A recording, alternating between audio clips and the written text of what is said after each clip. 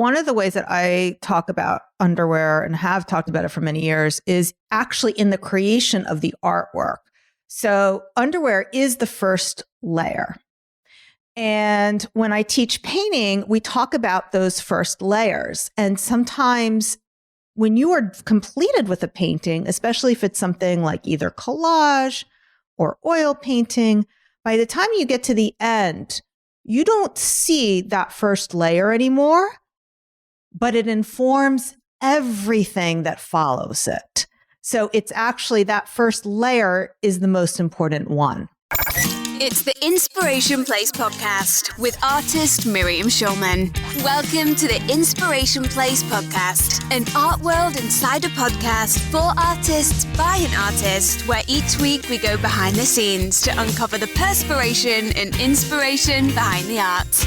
And now, your host, Miriam Schulman. Hello, Artpreneur. This is Miriam Schulman, your curator of inspiration, and you're listening to episode number 253 of the Inspiration Place podcast. Today, we're talking all about, holy cow, I can't believe I'm saying this, underwear. I had something else there. I just crossed it off. We are talking all about underwear and lessons you can learn from underwear. To help me do that, I've invited stylist, life coach, author, former recovering lawyer, and expert on all things underwear, apparently.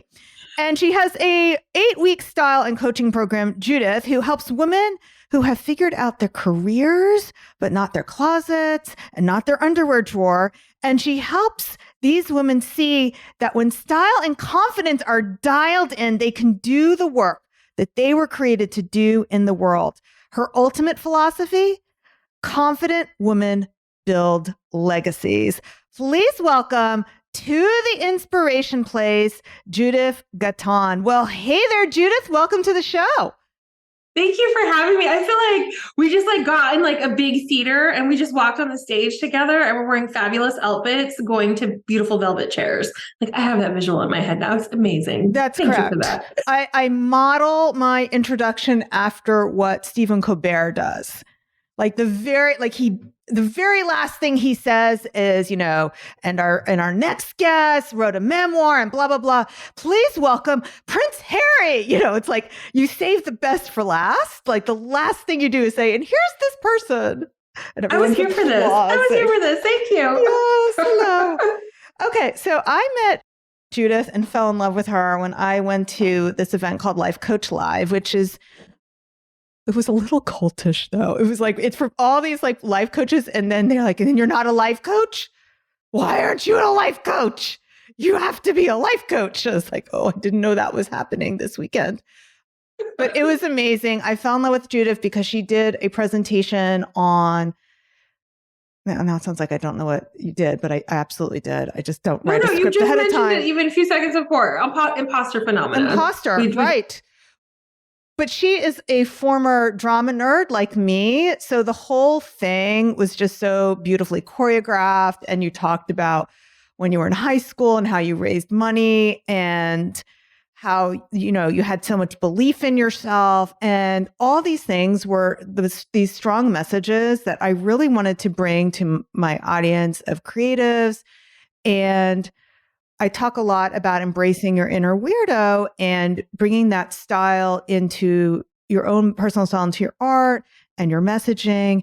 And you're somebody who helps people really do that on a daily basis with their clothing. So it was such an important conversation that I wanted to bring you on to the show. I'm glad to be here. And I remember our conversation when I met you. You were showing me your jewelry, and I think you had a butterfly piece that you were showing me when we were outside. Oh, yeah. I forget if it was a butterfly or a dragonfly. I think it was a dragonfly that sadly the bottom broke off during the weekend and I didn't notice. So it was and the reason I like the dragonfly is because dragonfly is a symbol of transformation. Do you know this? No, I'm not aware of this. Tell me more. Okay, so like butterflies, dragonflies start off life as a different kind of insect. They are beetles. And they also go through a metamorphosis, and they go from a beetle to a dragonfly. And that's why dragonflies are often a symbol for in ceremonies, like what are they called? When people die at funerals, the ceremonies and those types of things, because it's like life after death. But I like it as a symbol of reinvention, because beyond the butterfly, it's something else that also reinvents themselves. And it's a very painful process to go from one insect form, apparently, to another. So yeah, that's why I like that symbol.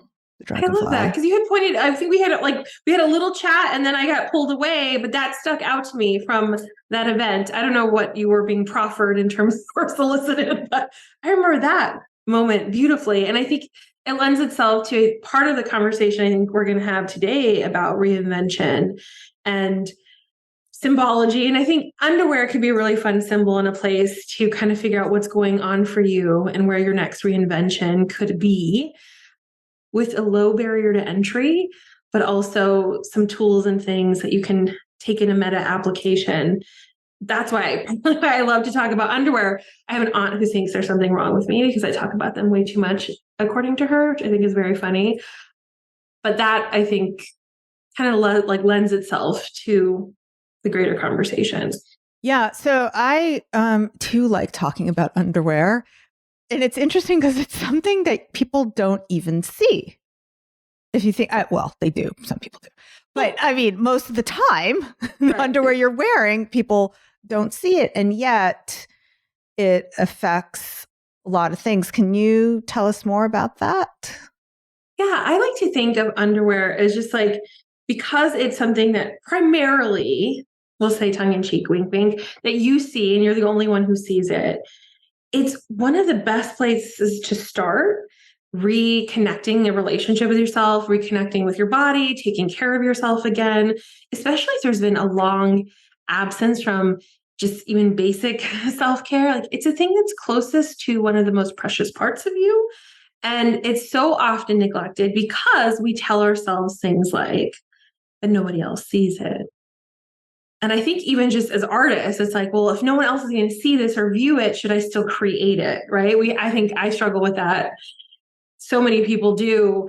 So I think underwear is just like this great place to start of like, yeah, and you're the one who matters. Even if you're the only one who sees it, making this small change or tweak or finding comfort or finding freedom if you decide not to wear any, whatever your pleasure, just because you know, and it's a secret between you and you, it could be such a cool place to get started to take care of yourself again.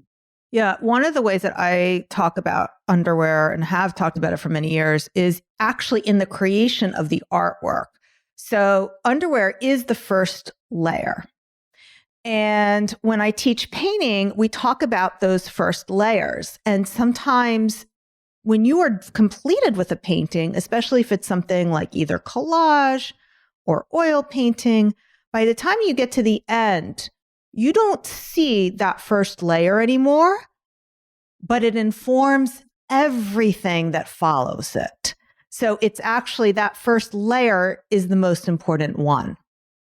Oh, I love that. And I mean, from a style perspective, there's a reason we call them foundation garments. They literally provide the base for the rest of your clothing. I think sometimes what happens, at least from a style perspective, when we talk about foundation garments, people automatically think of changing the silhouette of your body with shapewear. And I'm like, no, we don't have to change your silhouette. And we can get you a base layer that feels good, that feels comfortable, that you could actually set and forget. And I love that you teach that in that art context. Like, I'm a seamstress. I sew a lot of my own garments. Like, that first seam I sew is usually going to be hidden within the greater garment. No one's going to see it. But if it doesn't lay flat, or if it was janky, or the thread wasn't, like, any number of things that went wrong, then the whole thing's going to be off. No matter how much I press the hell out of it, like, the whole thing's going to be wonky. So I love that. Yeah, foundationally, there's that whole idea. And the idea that if we start to pay attention to how they fit, we can start paying attention to our bodies again, which, at least for my clients, a lot of them forget that they're not a head floating around in the world. They are a head that requires a body to be fully functioning and comfortable in order to do whatever their work is in the world without the distraction of ill-fitting undergarments. I love that. So I want to keep on your topic before I switch it to my own underwear agenda, like the things I teach about underwear, or maybe not. So what is one of the first things you tell people when they're going to start looking at the underwear that they're wearing? So I think a lot of times it's like there's this jump to like, I'm going to do an overhaul, makeover, montage, right? And they're like, I'm going to go buy a bunch of stuff. And I'm like, wait, hold up. Let's just tune into what's happening with what you've got on, because that's going to give us a gold mine of information about what you need if you decide to purchase something. So it's so interesting to me that like so many women are just not paying attention. So one of the fun things we do initially is I'll tell them like, just do a body scan, top of your head, tip of your toes, all the way down. Are you noticing any discomfort? Are you noticing any negative pain? Not even just discomfort, like actual physical pain, which always blows my mind when there's a lot of like, oh yeah. And it can be something as simple as like my ponytail is too tight and I have this terrible headache. So they take out their hair and they like shake their heads and it's just like this great, gorgeous feeling. They take off their bra because it's really been digging into their flesh. You know, they like, I had one client, I love her so much. She had a pair of underwear that would drop underneath her belly.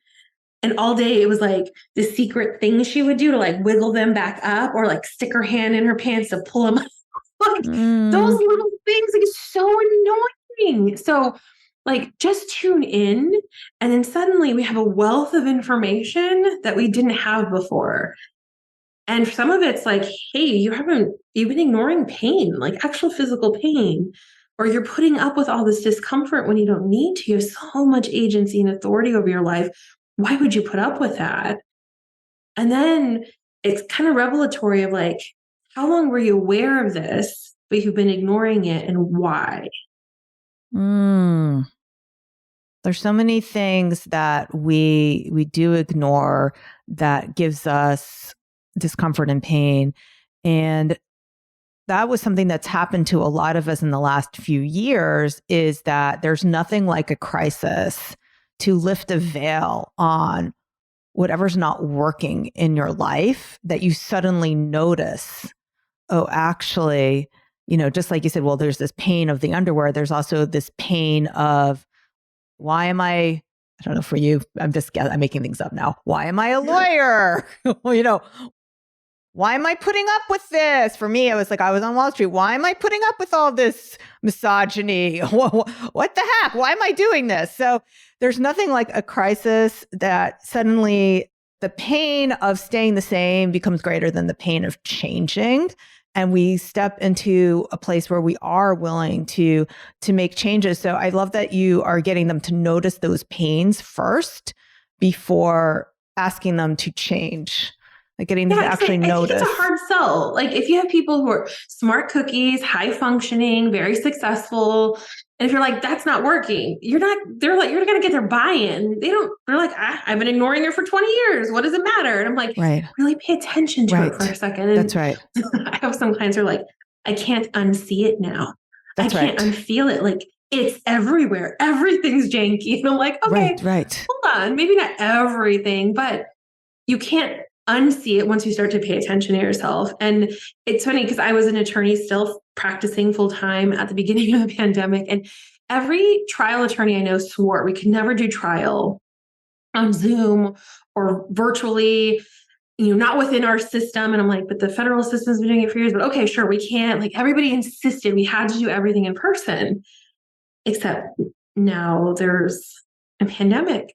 And we can't all be in a crowded courtroom with people who are sick like that, right? Or people who've been injured in the type of law that I practice. Like we have to protect them. This makes no sense. So suddenly everybody was like, telephonic conferences.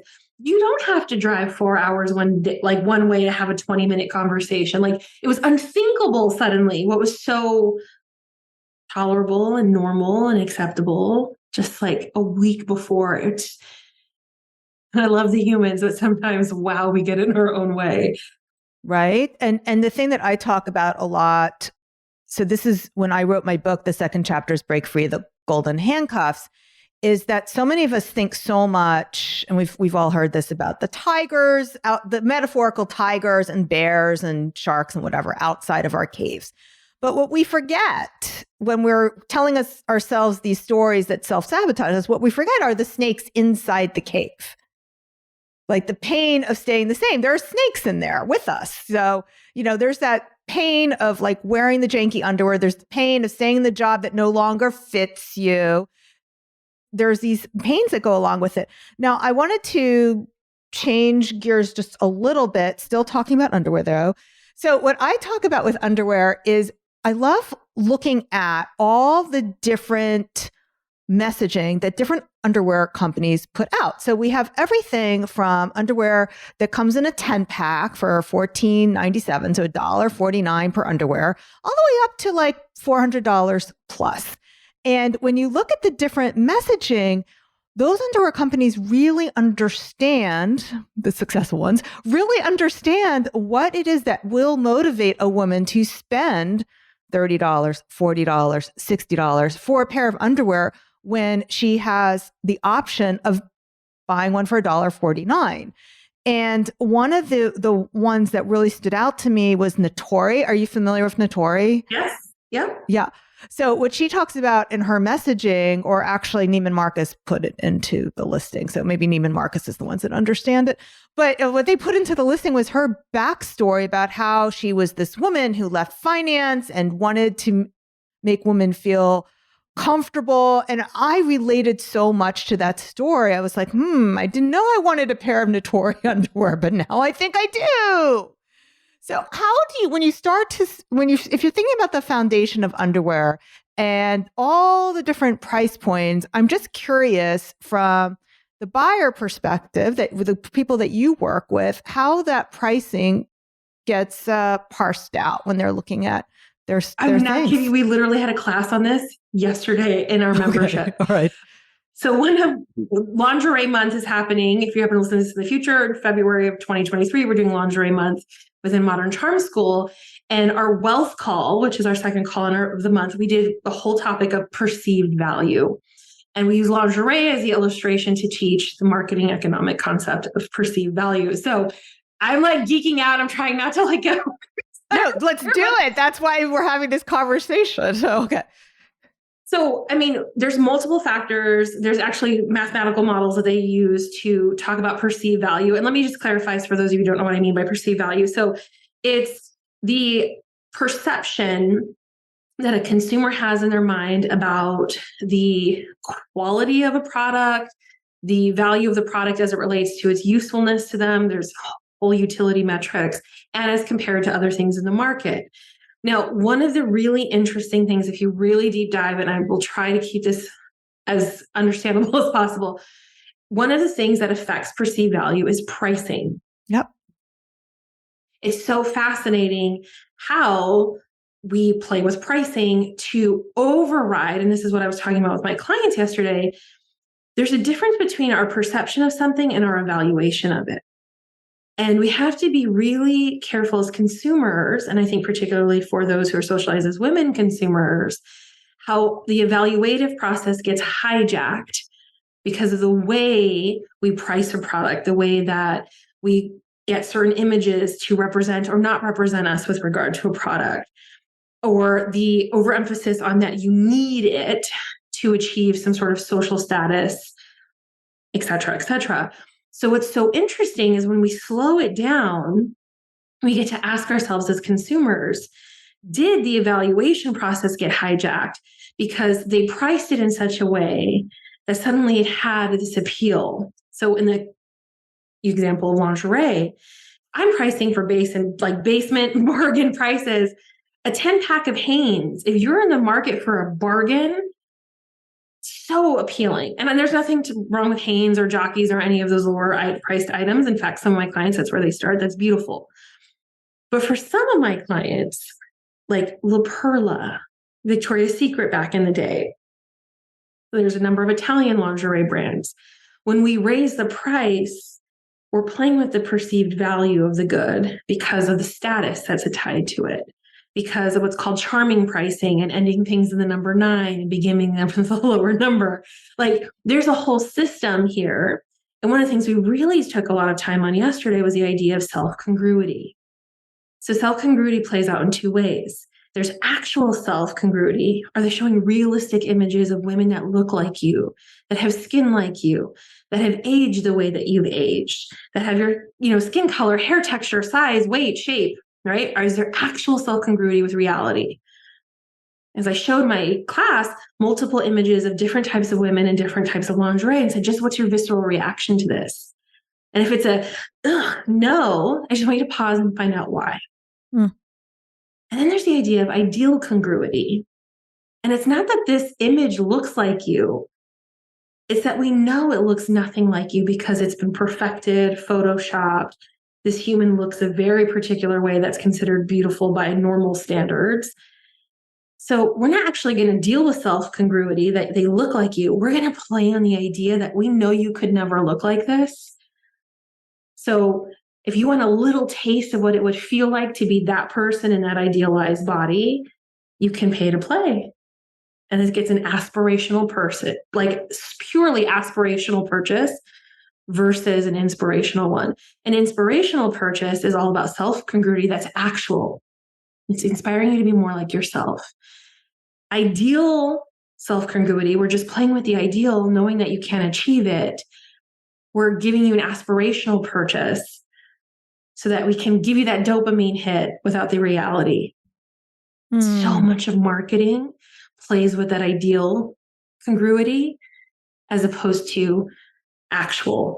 Now, the tide is turning when it comes to underwear dramatically. Totally. Like, and what's so interesting is as you're talking, I'm thinking about how, well, I didn't teach in my book how to like trick people. I was like, but that's an interesting angle.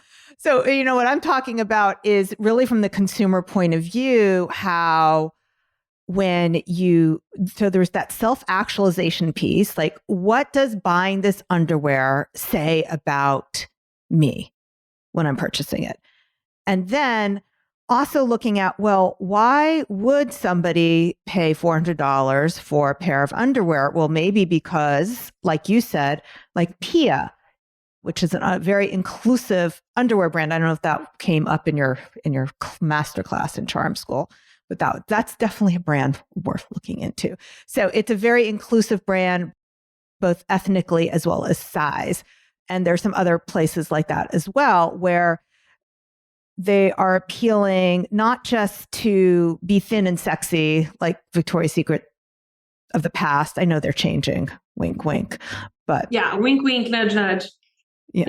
Sort of, kind of, right? Like, but there is that, the people who are looking more they want something that represents themselves. Are they willing to pay more for it? Yeah. Yes, they are.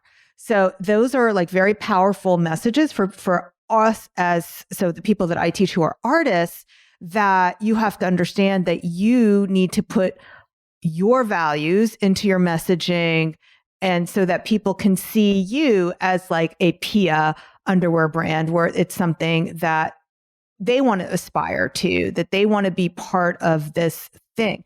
Now, something else, Judith, that I'm sure you talk about in Modern Charm School, what I talk about is when somebody is going to invest in a luxury product, such as an original painting or a $400 pair of underwear, or maybe you don't talk about $400, but let's just say high-end underwear. We totally. La Perla came up yesterday for sure. Okay. So the idea is when I go to a store, when I, Miriam, go to a store, I'm not making a decision whether this $300 pair of underwear is worth $300. I'm making a decision whether I, Miriam Schulman, is worth spending $300 on. We talked about this a little, and this is the quote that I pulled from one of these scholarly articles about perceived value and self-congruity. And one of the things the author said was, we buy who we want to be. Correct. Yeah. And I was just like, dang. During the class, we were like, dang, isn't that like, whoa. But so true. For most of us, And there's nothing wrong with it. And I don't think every marketer out there is out to trick us.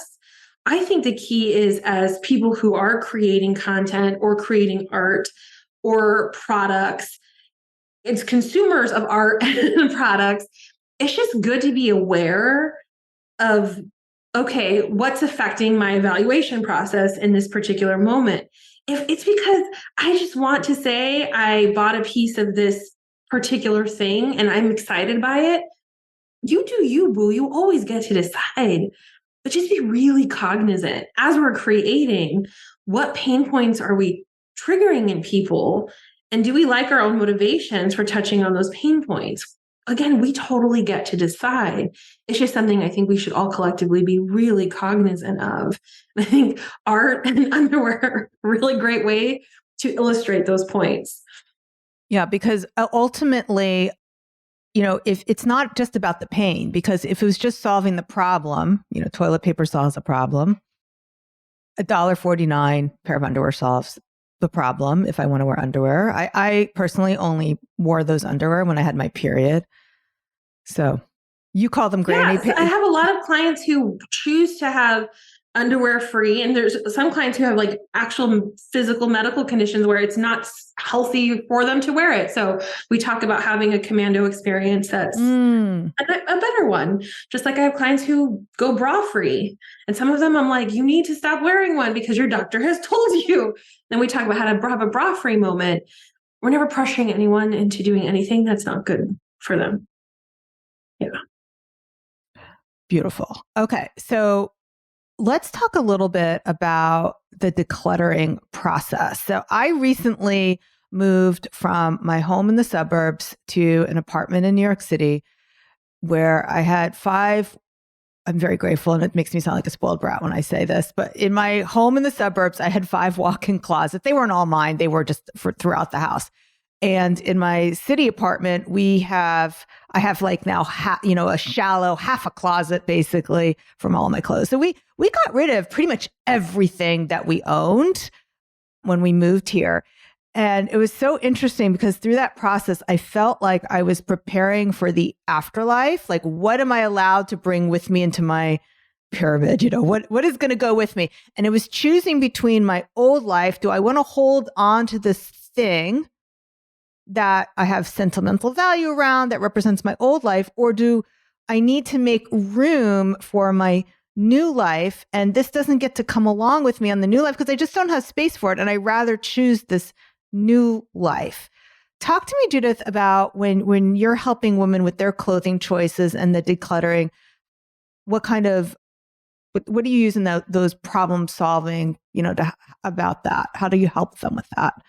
So I like to start them out with the analogy that like you're the leading person, the leading lady of your life, and all the clothing is auditioning for you. And at different stages of your life, things have to re-audition. Like they don't just get automatically in the next season. Every piece of clothing is up for re-auditioning. And some of them are just not going to make the cut because of this stage in your movie of your life. It doesn't make any sense.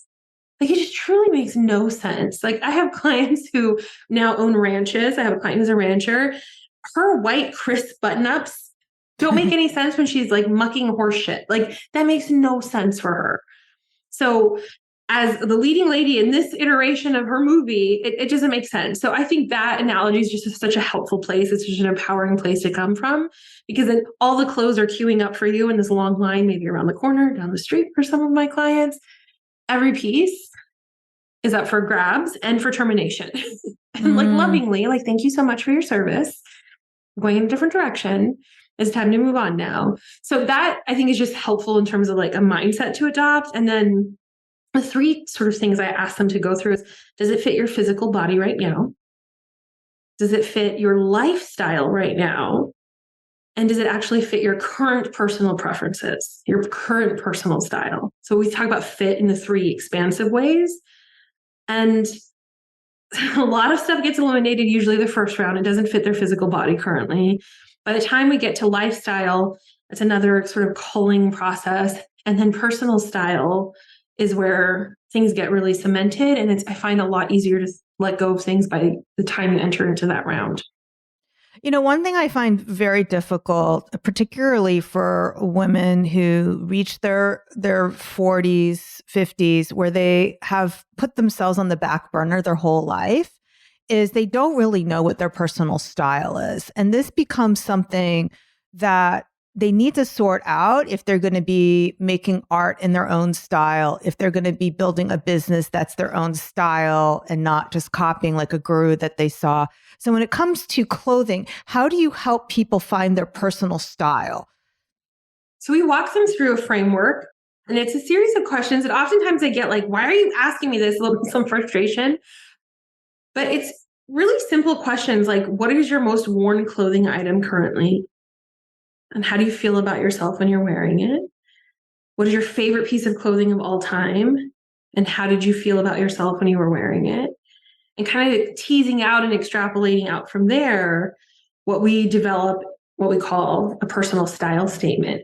And that just becomes a guidepost for how they want to show up in the world in this particular season, how they like to dress themselves in this season, how they like to create.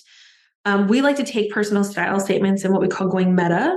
So like, for example, I have a client who emergency room doctor, and hers is like funky rebel, which sounds funny for an emergency room doctor, but if you meet her, it totally makes sense.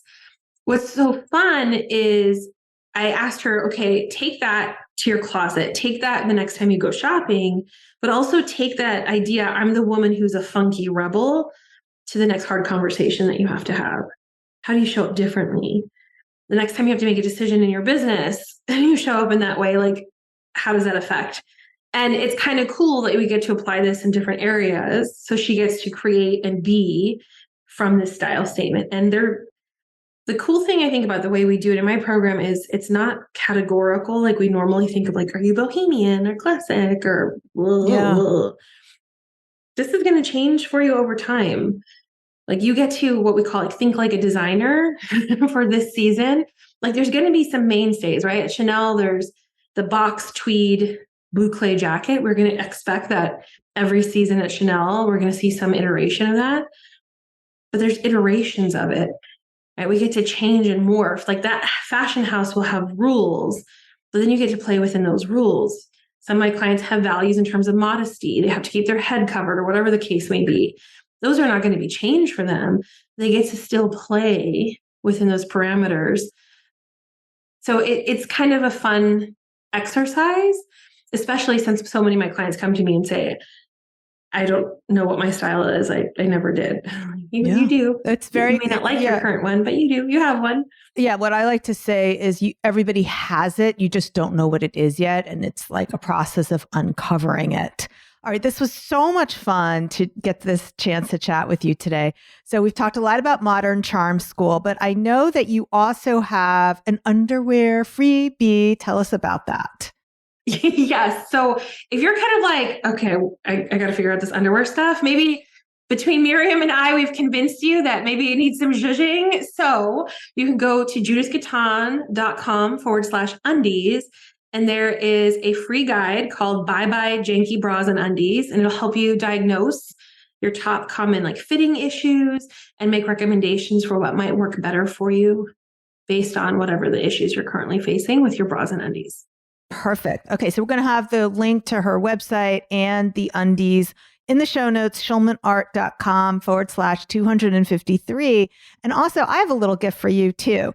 So I have an ebook called Uncovering Your Personal Style. It's not about clothing. It's really about your creativity and your art. I used to sell this for $48, but now I give it away for free, but you have to do something for me. So if you have not left a review yet for my podcast, go leave a review, take a screenshot of it and email it to us. And then we will give you that style guide absolutely free. And if you haven't picked up my book, Artpreneur, I talk a lot about underwear in Think Like an Abundant Artist. I give you 14 lessons for thinking like an abundant artist. And there's plenty of different underwear brands that I talk about to use as examples throughout. So this was a very lingerie specific episode. Thank you, Judith, for joining me here. This is amazing. Yeah. Okay. So do you have any last words for the listeners before we call this podcast complete? I think just let this be fun, y'all. Like whatever makeover process you're going through, whatever cleaning out, decluttering process you're going through, like find a place to let this be fun again. I think sometimes these topics can be so daunting and so heavy, and they don't need to be always. That's so awesome. All right, my friend. So thank you so much for being with me here today. I'll see you the same time, same place next week. Until then, stay inspired.